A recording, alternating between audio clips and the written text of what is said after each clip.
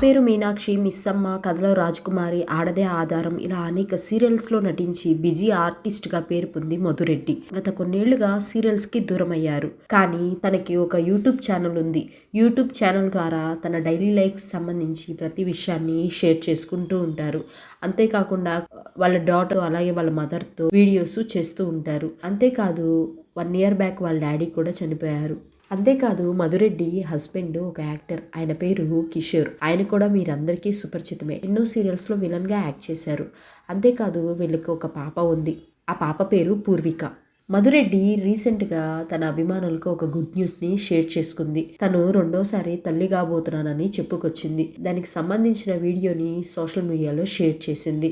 వాళ్ళ హస్బెండ్కి ఆ విషయాన్ని చెప్తున్నప్పుడు వాళ్ళ హస్బెండ్ ఎలా రియాక్ట్ అయ్యారు, వాళ్ళ డాటరు ఎలా రియాక్ట్ అయింది అనే వీడియో ఆవిడ షేర్ చేసుకుంది. తను 8 years తర్వాత 2వ ప్రెగ్నెన్సీ వచ్చిందని చెప్పుకొచ్చారు. ఇది చూసిన అభిమానులందరూ తనకి కంగ్రాచులేషన్స్ తెలియజేస్తున్నారు. ఆ వీడియోస్ ఏంటో మీరు చూసేయండి.